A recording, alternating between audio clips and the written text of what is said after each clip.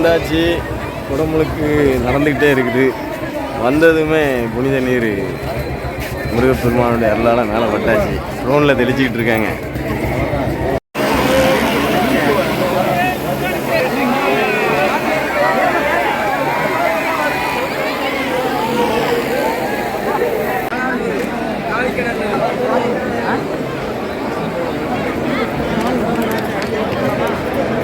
ட்ரோனில் தான் தெளிச்சிக்கிட்டு இருந்தாங்க.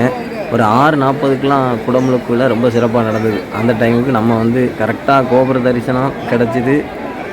அப்போ சேம் டைம் அங்கே விமான கலசத்தில் தீர்த்தம் ஊற்றினதுமே பக்தர்களுக்கு ட்ரோனில் புனித நீர் தெளிக்க ஆரம்பிச்சிட்டாங்க. ஒரு 4-5 ட்ரோன் அங்கே இங்கே ஒவ்வொரு சைடும் கடற்கரை சைடு அந்த பக்கம் இந்த பக்கம்னு தெளிச்சிக்கிட்டு இருந்தாங்க.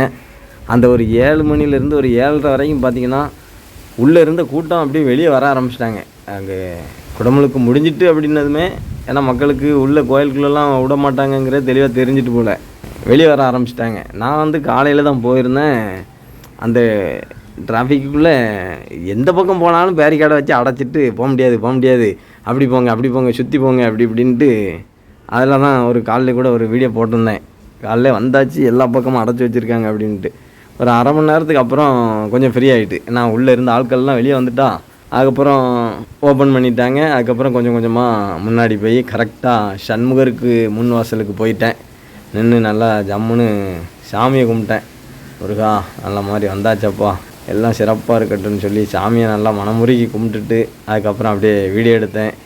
4 பக்கமும் சுற்றி வீடியோ எடுத்துட்டேன். அதாவது மொத்தத்தில் வெளி பிரகாரத்தை ஒரு சுற்றி சாமி கும்பிட்டாச்சு. ஏன்னா உள்ளே போய் சாமி கும்பிட முடியாது.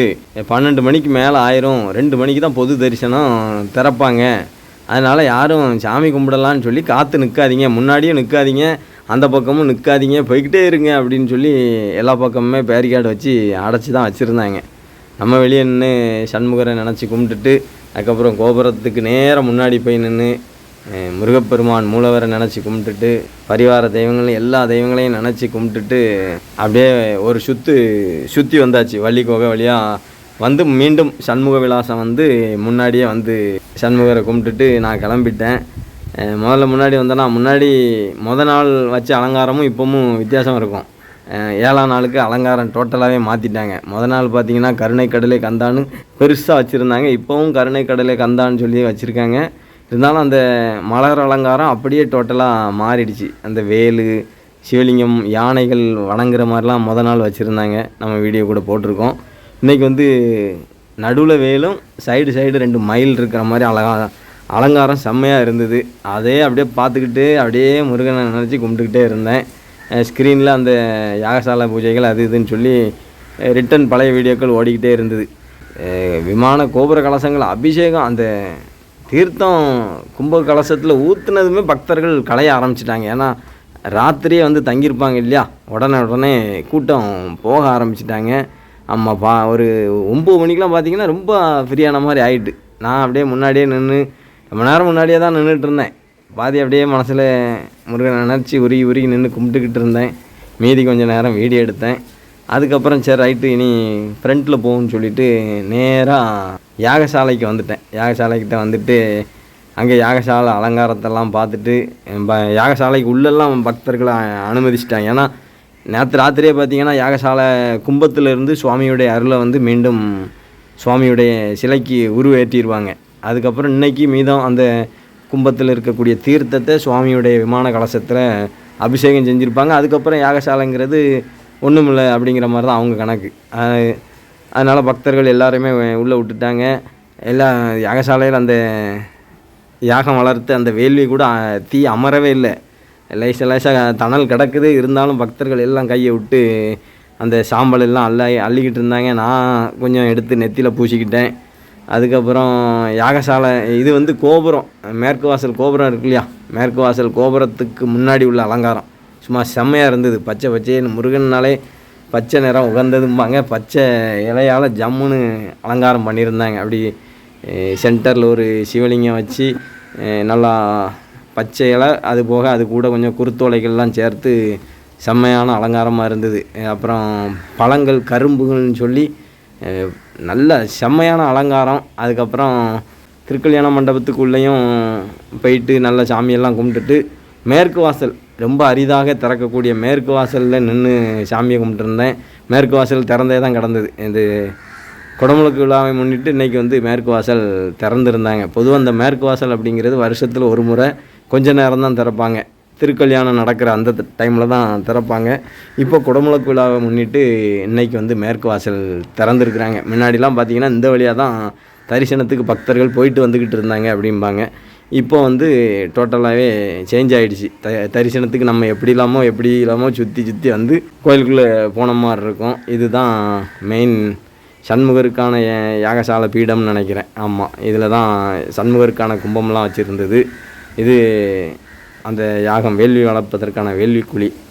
ஆமாம், அப்புறம் இங்கே பார்த்திங்கன்னா வழக்கம் போல் பன்னீர் இலை விபூதி மாதிரி இங்கே வந்து சண்முகர் அப்புறம் கயிறெல்லாம் தகடுகள்லாம் கொடுத்துக்கிட்டு இருந்தாங்க. ஆமாம், ஒரு இது 100 ரூபான்னு சொல்லி விற்றுட்டு இருந்தாங்க. ஆமாம், வேறு வேள்வி யாகசாலையில் அந்த ஓமகுண்டங்கள் அந்த புகை பல வகையான மருந்து எல்லாம் போட்டு அந்த வேள்வி வளர்த்ததில் அதில் நின்னாலே அந்த மனம் சுவாசிக்கணும் அப்படின்னு சொல்லி நானும் உள்ளே கொஞ்சம் நேரம் நின்று அப்படி அந்த மனம் அந்த வேர்வையோடு உள்ளே நின்றுட்டு அதுக்கப்புறம் அப்படியே வள்ளிக்கோகை சைடு வந்து மறுபடியும் கோபுர வியூவை கொஞ்சம் தெளிவாக எடுப்போம் அப்படின்னு சொல்லி கோபுர வியூவை எடுத்து அப்படியே மறுபடியும் சுற்றி நேராக சஷ்டி மண்டபத்துக்கிட்ட வந்துட்டேன். சஷ்டி மண்டபத்துக்கிட்டலாம் பார்த்திங்கன்னா அலங்காரம் செம்மையாக இருந்தது. சும்மா கரும்பு கெட்டுக்கட்டாக வச்சு அதுக்கப்புறம் வாழைத்தாறு அது இதுன்னு சொல்லி அலங்காரம் செம்மையான இருந்துச்சு. அது குடமுழுக்கு முடிஞ்ச உடனே கொஞ்சம் அலங்காரத்தெல்லாம் பக்தர்கள் கலைக்க ஆரம்பிச்சிட்டாங்க. அவங்கவுங்க கரும்பு அது இதுன்னு எடுக்க ஆரம்பிச்சிட்டாங்க. ஆமாம், நான் ரொம்ப ஆசைப்பட்டுட்டு இருந்தேன், முருகா நமக்கு ஒரு கரும்பு கிடச்சா நல்லா இருக்குமா முருகா, ஒரு துண்டாவது கிடச்சா நல்லா இருக்குமா முருகான்ட்டு ஆசைப்பட்டுகிட்டே இருந்தேன். திடீர்னு பார்த்தீங்கன்னா ஒரு இடத்துல ஒரு கெட்டை எல்லோரும் எடுத்துக்கிட்டே இருந்தாங்க. நானும் போனேன், டப்புன்னு நமக்கு ஒரு கரும்பு கிடச்சிது. பார்த்தா இன்னொரு அக்கா பிடிச்சி இழுத்துக்கிட்டு இருக்காங்க. அந்த அக்கா கையில் ஏற்கனவே இன்னொரு கரும்பு இருந்தது.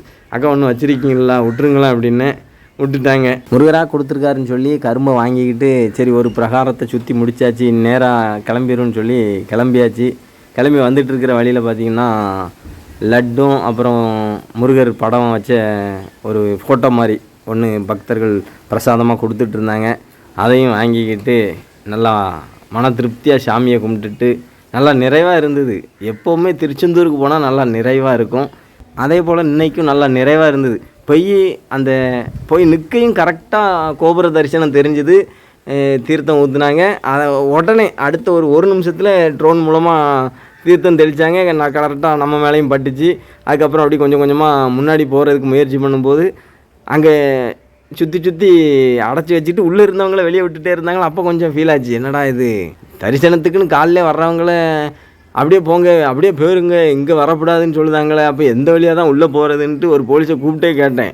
ஏன்னா கொஞ்ச நேரத்துக்கு இப்படி தான் இருக்கணும், சுற்றி வேணால் போங்க, அல்ட்டா நில்லுங்க, கொஞ்ச நேரத்தில் திறக்க சொல்லிடுவாங்கன்னு சொல்லி அவரும் ஒரு இதாக சொன்னாப்புல. என்ன முருகா அப்படின்னு நினச்சிக்கிட்டே நானும் சுற்றி ஃபைனலாக ஃப்ரண்ட்டில் போய் சேர்ந்தப்போ ரொம்ப சந்தோஷமாக இருந்து அதுக்கப்புறம் அடுத்தடுத்து யாகசாலைகள்னு சொல்லி மொத்தத்தில் கோயிலை முருகரை வந்து வெளிப்பிரகாரத்தில் ஒரு சுற்றி வந்துட்டு வீட்டுக்கு திரும்பியாச்சு. ரொம்ப திருப்தியாக இருந்தது. குடமுழுக்கு விழா ரொம்ப சிறப்பாக நடந்து முடிஞ்சாச்சு. தரிசனத்துக்கு பார்த்திங்கன்னா யாரையுமே விடலை. பகல் 12 மணிக்கு மேலே தான் தரிசனத்துக்கு விடுவாங்க அப்படின்னு இருக்காங்க. கூட்டம் எப்படி அப்படின்னு கேட்டிங்கன்னா அதிகாலை, அதாவது நேற்று ராத்திரி 6ஆம் தேதி ராத்திரியே பக்தர்கள் போய் தங்கியிருந்து காலையிலே குடமுழுக்க பார்த்துட்டு பக்தர்கள் வந்து கிளம்ப ஆரம்பிச்சிட்டாங்க. 9 மணிக்கெல்லாமே கூட்டம் வந்து வெளிப்பிரகாரத்தில் ஃப்ரீயாக தான் இருந்தது. இப்போ மதிய நேரத்தில் பக்தர்கள் வந்துக்கிட்டும் போய்கிட்டும் இருப்பாங்களா இருக்கும். மிதமான கூட்டம் அப்படின்னு தான் சொல்லணும். ஆமாம், ரொம்ப பயங்கரமாக ஐயோ வந்தால் சாமியை கும்பிடவே முடியாது அப்படிலாம் கிடையாது. அழகாக சாமி கும்பிட்டுட்டு போகலாம். வாங்க வந்து சாமியை கும்பிடுங்க அனைவரும். அருள்மிகு சுப்பிரமணிய சுவாமி, அருள்மிகு முருகப்பெருமான், சண்முகர், பரிவார தெய்வங்களுடைய அருளை பெறுவோம். நன்றி, வணக்கம். இனிய தமிழோடு உங்கள் சிவா.